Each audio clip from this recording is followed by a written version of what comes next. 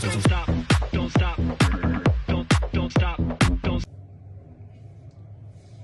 दोस्तों, मेरा नाम Dilip Rathore. Union training and consultancy की तरफ से मैं आपका तहे दिल से स्वागत करता हूँ।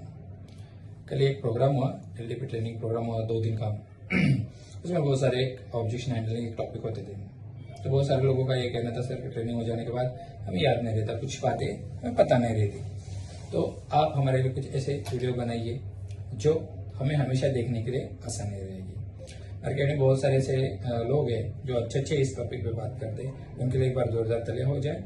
और एक है कि जैसे देखा जाए कि डायरेक्ट सेलिंग कंपनी जो है, हर एक कंपनी का एक विजन होता है और होना ही चाहिए। उसके बिना आप कहाँ जा रहे हो ये हमें पता नहीं है। तो दूसरी ये बात ये है कि हर कोई अपनी अपनी जगह पे सही होता है, बट हमारा नजरिया जो है ना, वो देखने का अलग अलग है। हर किसी को लगता है कि मैं अपनी जगह पे जो बैठा हूं, मैं जो कर रहा हूं वो ही सही है। तो अपने लाइफ में आपको अगर ये लगता है कि आप सही हो तो आप सही हो। अगर आपके दिल में ऐसा लगता है कि आप गलत हो तो आप गलत हो। जब आपकी सोच आपको बताएगी आप क्या हो, आप 100% आप अपनी जगह पे सही हो। आप दूसरे को क्या जानते हो या किसी के बारे में क्या बोलते हो, इससे इम्पोर्टेंट ये बात होती कि अपने आप को क्या लगता है। मार्केट में बहुत सारे ऐसे लोगों का कहना होता है, सर ऐसी कंपनी आ जाती है, ऐसा हो जाता है, वैसा हो जाता है। बट सबसे पहले इम्पोर्टेंट ये बात होती है, आदमी कब हारता है। अपने आप से जब आदमी हारता है तो कुछ नहीं कर पाता है। आपके मन में अगर आ गया कि आप कुछ नहीं कर पाओगे तो आप 100% कुछ नहीं कर पाओगे। अगर आपके मन में आता है कि मैं कर पाता हूं तो आप 100% आप कर पाओगे। बट क्या होता है कि एक मोटिवेशन बात अलग होती है, वो पार्ट अलग होता है कि एक थोड़ा टाइम के बाद अपने को लगता है यार हाँ सर मैं कर लूंगा। बट मार्केट में जब आप जाते हो बहुत सारी ऐसी बातें होती है जो आपको ऑब्जेक्शन आता है। मान लीजिए आप नेटवर्क मार्केटिंग में अगर काम कर रहे हो, डायरेक्ट सेलिंग में काम कर रहे हो, तो बहुत सारी बातों का आपको फेस करना पड़ता है। तो मान लीजिए आप मार्केट में गए और आपको ऑब्जेक्शन हैंडलिंग नहीं हुआ तो आप क्या करते हो?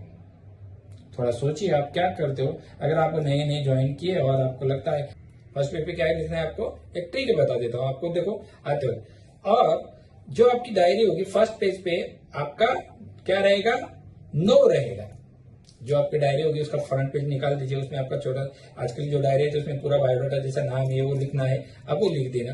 और सेकंड पेज पे आपको क्या लिखना है, नो लिस्ट, यानी ऑब्जेक्शन या जो आपसे बंदा नो बोलता है उस बंदे की आपको लिस्ट, बहुत इंपॉर्टेंट बात है, उसका रीजन मैं बताता हूं। पहले नो लिख दिया, सेकंड थिंग पूरा ब्लैंक है, आपके पास पूरी डायरी जो है वो ब्लैंक है, कोरी है, मान लीजिए कुछ भी लिखा नहीं है।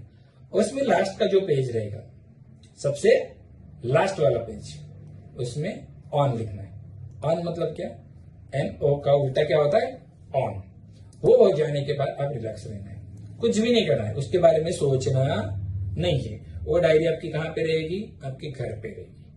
या तो आप अगर ट्रैवल करें 2-3 दिन के लिए, आप टूर पे जा रहे हो या प्रेजेंटेशन के लिए जा रहे हो, टीम के लिए जा रहे हो, तो आप साथ रख सकते हो, नो इश्यू। बट उसमें जब भी आप वो डायरी मेंटेन करते हो, वो नो वाली डायरी उसे बहुत प्यार से रखना, बहुत प्यार से रखना। क्योंकि क्या है, नेगेटिविटी आ जाती है ना, जो पर्सन होता है ना, वो अपने को बहुत नेगेटिव सोच के उस चीज को करता नहीं है, देखता नहीं, बट उल्टा है। लॉ ऑफ अट्रैक्शन ये कहता है कि आप जिस तरह से सोचोगे उसी तरह आपके पास आने वाला है। तो हमने जो डायरी बनाई अभी नो वाली, अगर हो सके तो ये ट्रेनिंग के प्रोग्राम में अगर ये सुन रहे हो तभी आप एक नोटपैड लेके ये लिख सकते हो, आपके लिए बहुत बेहतर होगा। सेकंड थिंग, आपने उसमें नो लिखा, लास्ट में ऑन लिखा। ऑन का मीनिंग तो आपको पता ही है, एन का उल्टा क्या हुआ, सॉरी NO का उल्टा क्या हुआ, ऑन हुआ। तो हमारे माइंड में क्या आना चाहिए, ऑन आना चाहिए, NO नहीं आना चाहिए। जब भी आप किसी के पास जाओ, ऑन, क्या होना चाहिए, ऑन। जब भी आप किसी प्रेजेंटेशन देते हो या कभी किसी से मिलते हो, उस बंदे का नाम आपको याद रहता है। ऐसा तो नहीं कि आप उसे भूल जाओगे, डेफिनेटली याद रहेगा। उसने ना बोला तो आपको सबसे ज्यादा उसकी याद आती है कि आती नहीं है, आएगी, और आना भी जरूरी है। सेकंड थिंग, आप अगर समझो आपके पास 21% को आपने प्रेजेंटेशन दिया और आप बाहर आए, उस बंदे ने ना बोल दिया, प्यार से उसे स्माइल देना। नेगेटिव थॉट हमें पास नहीं करना है, हमें उसे ये बता के आना चाहिए, सर आपको मिलकर बहुत खुशी मिली। सबसे पहले तो उसे अप्रिशिएट करना बहुत जरूरी, जो आपको नो बोलता है। 99% मार्केट में लोग क्या करते हैं, जो ना बोलता है या नो बोलता है, वो बोलने के बाद आपका चेहरा का जो रंग होता है, आपके चेहरे के हाव भाव या बॉडी लैंग्वेज पूरी चेंज हो जाती है। क्यों? उसने ना बोला, इसके लिए वो उसका हक है, वो जो चाहे वो बोल सकता है एज ए कस्टमर। क्या आ जाता है ना कि ऑलवेज कस्टमर इज गॉड होता है, यानी भगवान की तरह उसे हम पूजा जाता है। ये भी एक मार्केटिंग है, अपना एक बिजनेस लेके हम बैठे हुए हैं, तो हमें ये बात सहन होनी चाहिए। मान लीजिए उसने नो बोल दिया, सबसे ज्यादा खुश आपको होना चाहिए, क्योंकि उसने एक अच्छी अपॉर्चुनिटी इस बिजनेस की मिस की है। तो भी ये कभी मत माइंड में लाना कि वहां से निकलने के बाद ये पर्सन मेरे से जुड़ेगा या नहीं जुड़ेगा, ये मेरे साथ बिजनेस करेगा या नहीं करेगा। बट आपको एक ध्यान में रखना चाहिए उस पर्सन के लिए कि आप जब भी उसके पास से निकलोगे, आपके पास जो डायरी है, बाहर आके उस नो के डायरी में फर्स्ट अभी समझो, मान लीजिए आपने डायरी बनाई और उसमें आपने लिख दिया सो एंड सो, मैं किसी का नाम नहीं लेना चाहता हूं, बट एग्जाम्पल कि ए पर्सन हो, उसका नाम क्या है, ए पर्सन, तो उसे हमें ए करके, या जो आपको जो बंदा मिला होगा तो वो उसका नाम लिख देना है और उसका डेट लिखना और टाइमिंग में लिखना है, उसे कब आप मिले, और उसका कॉन्टेक्ट नंबर हमेशा रखना। सेकंड थिंग, उसने जो जो बातें बोली उसमें आपको मेंटेन करके रख देना है।